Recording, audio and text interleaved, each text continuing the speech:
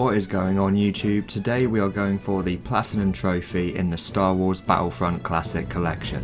On release, this game was hit with some major controversy and certain channels even labelled the game a scam, which, if you have access to the modded PC original, then you are definitely scammed. Despite the fact that the game also launched with major server issues and a couple of bugs with textures and sounds, my favourite glitch was the Cantino band music that would randomly play at max volume.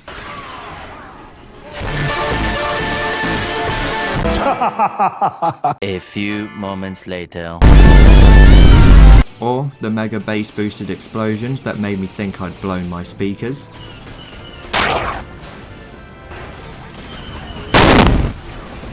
After a couple of days, they did fix around 90% of it, and for console, the experience was very enjoyable in both online and offline play. As we earned the Platinum Trophy shortly after launch, there was no guide to follow, so not only have I made one for the tedious trophies, I will also have to give the game my own Platinum ratings. Personally, I think the game is a 2 out of 10 for difficulty, the challenge lying in a couple of very grindy trophies and a couple of campaign missions here and there. However, all of the trophies can be earned offline against AI, which is what takes this difficulty right down. I would say that it is estimated to be around 12 to 20 hours to complete, depending on if you use strategies or plan to play naturally. This time would obviously be so much longer if your focus is the online play only. The game technically only has one playthrough, but you do have 3 short campaigns. The rest of our time is then spent playing our favourite game modes that we all played as kids, like Galactic Conquest and Instant Action. There are a total of 45 trophies to achieve the Platinum, and 40 of them are linked to levelling certain classes and weapons. I do need some help from you guys though. How do I get my profile to show up on PSN tables? Can you comment below and let me know how to do it? The reason being is I think I was in the first 200 achievers according to PSN profiles, as you can see by my achieved date here. At the moment I have a total playtime of 17 hours with the Platinum Trophy and some further online play, which I think if you look at the leaderboards would technically put me on there. So comment below to help a brother out, then I can see my name on this random website for no reason.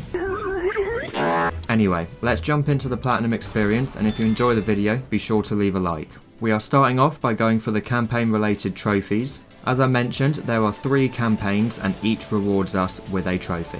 Naturally, we are starting at the beginning and going with the Battlefront 1 campaigns, but before we proceed, we need to assign our character the perfect Star Wars themed name.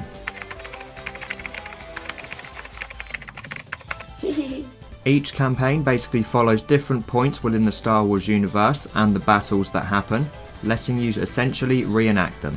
The first campaign trophy that we start off with is the Clone Wars campaign. Immediately off the bat we are hit with a nostalgic loading screen which unlocks a hidden memory I didn't even know I had. Battlefront 1 campaigns are basically instant action conquest missions. We go through many familiar areas and battles to Star Wars fans across many films. There's not really much to say about the first game's campaigns. What was very cool though was that they used scenes from the films here and there, although they were running at like 5 FPS.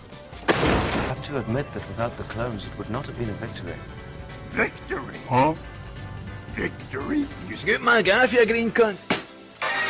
What was also great was being able to play as all kinds of characters like droids, Sith, Jedis, and bounty hunters scattered throughout the games. Overall, this campaign was primarily getting to grips with the game and its gameplay again. There wasn't too much to say here, apart from my favourite ones, which were the battles on Geonosis and Kamino. After an hour or 2, we were able to unlock our first trophy of the collection for beating the Clone Wars campaign. Not only that, we are then awarded with a lovely cutscene running on the finest potato. Next up was the Galactic Civil War campaign, which was more of the same that we have been playing so far, taking us to even more locations and even more battles. However, we got to experience it from multiple sides. I will say, it did not take long for me to realise how you can steamroll these 2 campaigns by sitting in the vehicles and just ruin the AI. Overall, I think I preferred this campaign to the other one, probably due to being more comfortable with the game, and I actually started using the special units more often. There was a lot of very enjoyable moments throughout this campaign, but after a short while it comes to an end, netting us our second trophy of the collection. Now with the Battlefront 1 campaigns done, we can move to the last campaign in Battlefront 2. We of course needed a fresh new name that would strike fear into our enemies. Yes, this does appear in online matches and I wasn't aware when doing this. While doing the campaign, we will naturally chip away at some of the extremely tedious medal trophies which take up a whole 40 of the 45 total. I will go over these in a bit of detail later, as we got to cover the story first, but during the campaign some of these trophies will pop. Essentially, in this campaign, we are getting told a story about the 501st Legion and the collection of their final battles. On top of that, they also added some actual missions and objectives that you do to progress each mission, rather than just generic conquest game modes, which was great. The controls were also a lot better in this game, while also adding some essential features like sprinting, You stupid. and the ability to play as Jedi or Sith. Overall, I thoroughly enjoyed this last campaign and I think it was the best one so far. However, it is again one that we can't really deep dive into. So, let's start off with the first mission, where we are literally getting trophies just thrown at us. The first trophy was for earning our first endurance score streak, or medal as they are referred to. Then, we shortly earn our first frenzy medal for a score streak with the assault rifle, followed by 2 more trophies for getting our first guardian medal, and then for getting our first war hero medal. We shortly after get another good run of trophies for earning each of those 4 medals a further 4 times.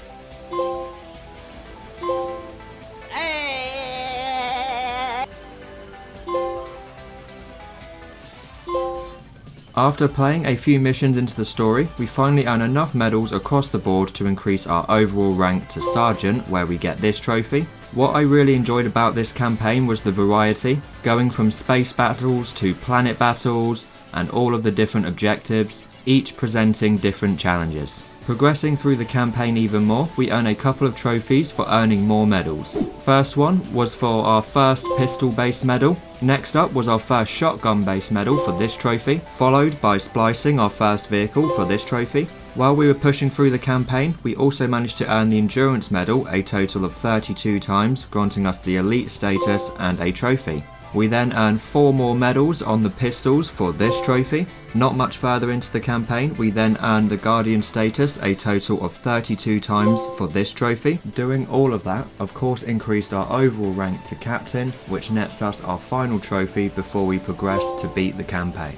Eventually, after a few hours, we were able to close off the campaign with an epic battle in Hoth. This also showcased a handful of amazing glitches like the purple textured snow and ungenerated floors. We also can't forget the most immersive Darth Vader music. However, with that mess finally complete, we end the campaign and also earn our final campaign trophy.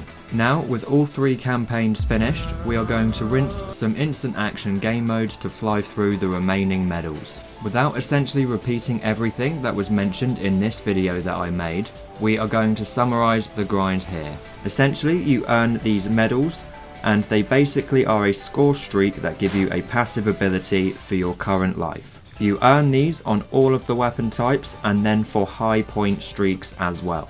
The bonuses can be anything from improved weapons to damage taken is reduced to damage output is increased. So to earn legendary status for every medal type, we need to unlock it 64 times across separate lives. So you're looking at a few hundred medals here. Not only do we net ourselves a boatload of trophies for doing this, but when we get to legendary status, that buff is permanently applied all of the time. Even when you go into online play, which is huge outside of obviously the trophies. As you can probably tell, earning each score streak 64 times is going to be a very long grind. We of course knocked a few out during the campaign, but we are not even a third of the way there yet.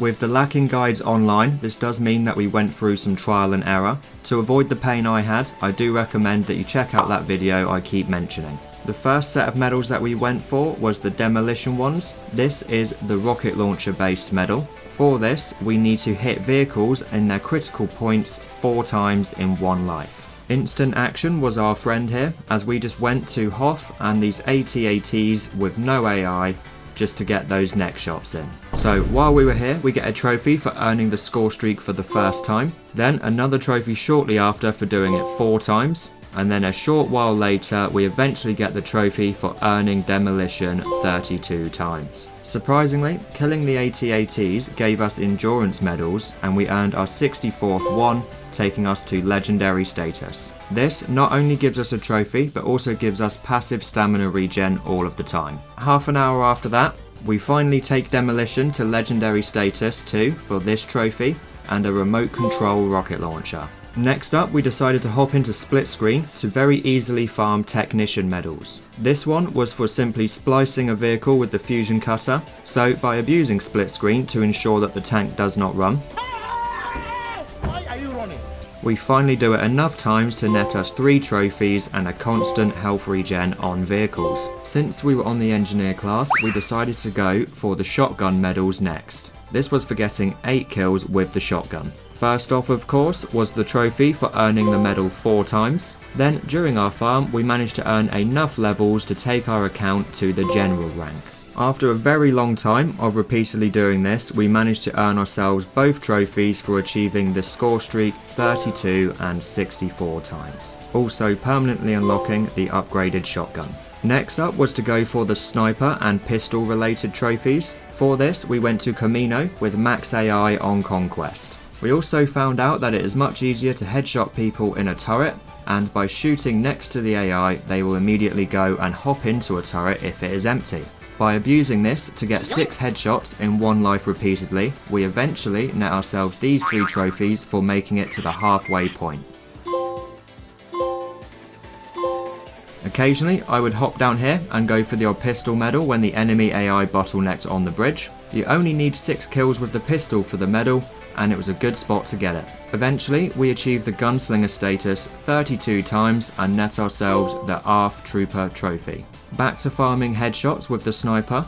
We eventually get enough headshots to earn the legendary status for this trophy and the permanently upgraded sniper. Now we have 1 class left to max out, and it was my favourite one by far, the assault. So we go back to the Death Star corridors to smash out the remaining few medals all at the same time, and I would recommend setting a 5-minute timer. This essentially will reset the game perfectly to just farm the corridor. Sitting here for a few hours, we're able to earn all of the remaining medal trophies. Starting off with earning the Frenzy medal 32 times. This is for getting 12 score with the assault rifle. Shortly followed by achieving 64 gunslinger medals for the legendary trophy and a permanently upgraded pistol.